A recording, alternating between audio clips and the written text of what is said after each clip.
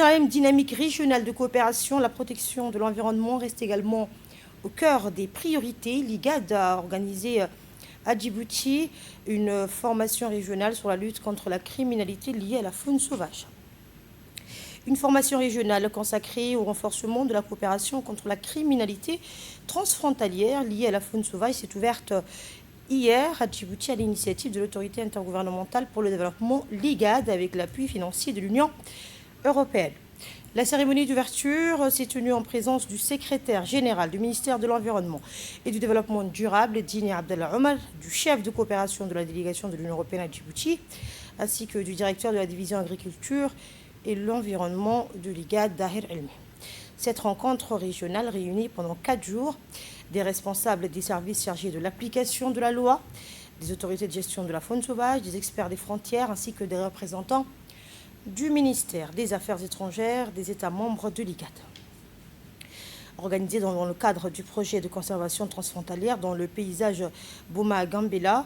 financé par l'Union européenne à hauteur de 4,5 millions d'euros et mis en œuvre par l'IGAD en partenariat avec African Parks. Cette formation vise à renforcer les compétences, la sensibilisation et les capacités opérationnelles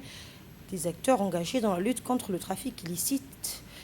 des espèces sauvages. This project in principle considers the Boma-Gambela landscape and I'm very happy of the participations of South Sudan and Ethiopia, who are the main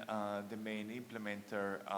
of this project. But it has a wider regional concern, and that's why I'm very happy that IGAD here brought together authorities of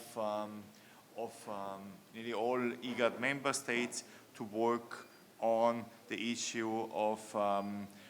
cross-border wildlife crimes, but there will be further trainings within the program so that really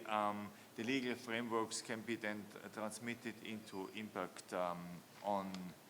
the ground. So IGAD plays a critical role as regional platform for coordination, for dialogue, and for collective action. Regional institutions are essential for facilitating cooperation among member states, promoting harmonized approaches, and ensure that shared national resources are managed effectively and sustainably. Avec un réel honneur et un profond plaisir, au nom du ministre de l'Environnement et du Développement durable de la République de Djibouti, à l'occasion de l'ouverture officielle de la 7e réunion du Huawei et de la formation régionale consacrée à la coopération contre la criminalité transfrontalière liée à la faune sauvage, organisée à Djibouti du 1er au 4 juin 2006 sous l'égide de l'IGAD. Permettez-moi, avant toute chose, de souhaiter la bienvenue à l'ensemble des délégations et des experts venus des États membres de l'IGAD, ainsi qu'à nos partenaires techniques et financiers qui accompagnent nos efforts communs pour la préservation de la biodiversité et le renforcement de la gouvernance environnementale dans la Corne de l'Afrique. Mesdames et Messieurs, la tenue de cette 7e réunion du Huawei revêt une importance particulière.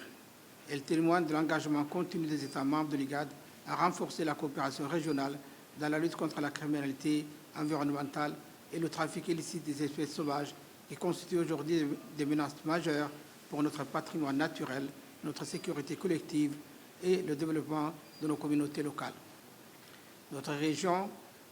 recèle un patrimoine naturel d'une valeur exceptionnelle, caractérisé par la diversité de ses paysages transfrontaliers ainsi que par la richesse de nos écosystèmes terrestres et marins, notamment ceux de la République de Djibouti. Cette biodiversité constitue non seulement un héritage écologique précieux qui nous appartient de préserver, mais également un levier fondamental pour la résilience économique, sociale et culturelle de nos populations.